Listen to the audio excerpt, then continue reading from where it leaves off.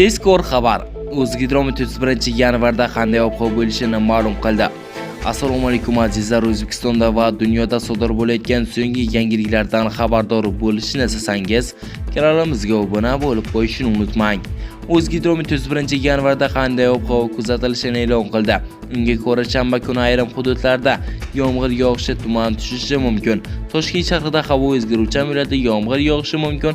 Shamol g'arbdan 8 metr/sekund tezlikda esadi. Qoraqalpog'iston Respublikasida Xorazm viloyatida havo o'zgaruvchan bo'ladi, yog'ingarchilik kutilmaydi.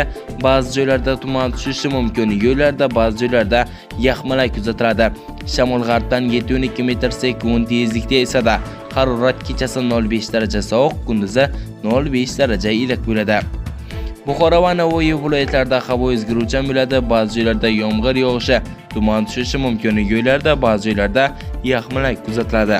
Shamol g'arbdan 7-12 metr/sekund tezlikda esadi. Harorat kechasi 2 daraja sovuq, 3 daraja iliq, kunduzi 6-11 daraja iliq bo'ladi. Toshkent, Sirdaryo, Jizzax, Samarqand viloyatlarida havo o'zgaruvchan bo'ladi, ba'zi joylarda yomg'ir yog'ishi, tuman tushishi mumkin. Yo'llarda ba'zi joylarda yaxmalak kuzatiladi. Shamol g'arbdan 7-12 metr/sekund tezlikda esadi. Qashqadaryo va Surxondaryo viloyatlarida havo o'zgaruvchan bo'ladi, ba'zi joylarda yomg'ir yog'ishi, tuman tushishi mumkin. Yo'llarda ba'zi joylarda yaxmalak kuzatiladi. Shamol g'arbdan 7-12 metr/sekund tezlikda esadi. Andijon, Namangan va Farg'ona viloyatlarida havo o'zgaruvchan bo'ladi, yog'ingarchilik kutilmaydi. Ba'zi joylarda tuman tushishi mumkin. Yo'llarda ba'zi joylarda yaxmalak kuzatiladi.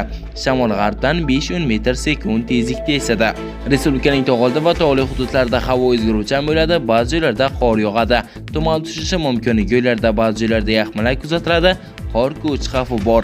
Shamol g'arbdan 7-12 metr/sekund tezlikda esadi.